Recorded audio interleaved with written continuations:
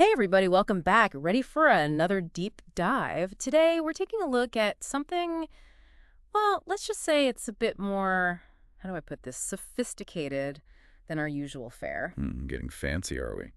Well, you sent us some really interesting stuff about the Alliance Française. And, The Alliance Française, I'm intrigued. yeah, I know, right? It's not every day we get to talk about, well, French culture and language and all that, but this isn't your typical Parisian cafe scene. No berets and baguettes today. Not exactly, no. This time we're focusing on the Alliance Française of Hawaii. Hawaii, now that's a twist. All right, I'm hooked. Give me the basics. Okay, so the Alliance Française itself, it got its start back in 1883 in Paris. 1883, huh? Yeah. Their goal, from what I gather, was basically to, promote French language and culture, get it out there in the world. Right. Spreading the French way, so to speak. Exactly. And the thing is, they're a nonprofit focused on education and cultural exchange. Okay, so far so good. But Hawaii? That's what's throwing me. I know, right? But that's what makes this so interesting. So the Hawaii chapter, they call it AFH, it actually started in 1961, officially became an organization in 62. 61, 62.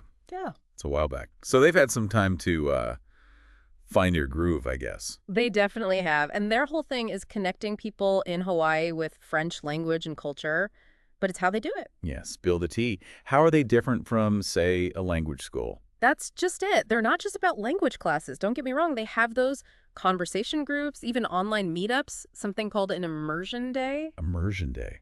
That's kind of a cool name for a language thing. Right. But get this, the real focus from what you sent over is the cultural events. Cultural events. Okay, so we're talking like what? Bastille Day celebrations, wine tastings. Exactly. They go all out for Bastille Day, but they also do some pretty amazing stuff. Like they help fund trips for students and teachers to actually go to French-speaking places. Whoa, hold on.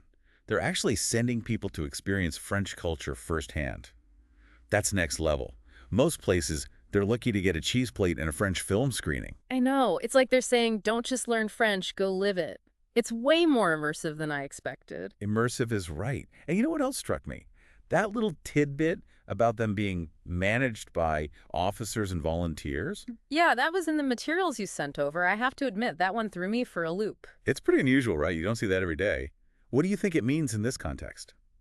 Honestly, I'm not sure. What's your take? Well, to me, it speaks volumes about what the Alliance Française of Hawaii is all about. Think about it. This isn't some branch office, taking orders from Paris. This is grassroots, driven by people in Hawaii who are passionate about French culture and building bridges. That's a really good point. It's like they're choosing to do this not because it's their job, but because they love it. Precisely. And that makes their approach so much more, genuine, authentic. I totally get what you mean. It's not top down. It's coming from a place of genuine connection. And that makes all the difference, don't you think? It's like if you're learning about French culture from someone who's truly passionate about it, who's chosen to share that with you, it's going to resonate differently. Absolutely. This whole deep dive has really changed my perspective on the Alliance Française. It's way more than just language classes and croissants. It's about building real connections between cultures, and that's pretty awesome. And what's really cool is to think about how that plays out in different parts of the world. Right. Because there are Alliance Française chapters all over the globe. That's true. So I'm left wondering, how might their approach to French culture differ, say, in Hawaii versus, let's say, Louisiana or Quebec? Yeah. Those are places with their own deep connections to French culture, but in totally different contexts. It's fascinating, isn't it? How one organization can have so many different flavors depending on where it takes root. It really is. It's like a global tapestry woven together by language and culture. And each chapter adds its own unique thread to the story. So for anyone listening, it might be worth checking out if there's an Alliance Française chapter near you. You never know what you might discover about French culture and your own. You said it. Food for thought, everyone. Food for thought. All right, folks, that's a wrap on another deep dive. Until next time.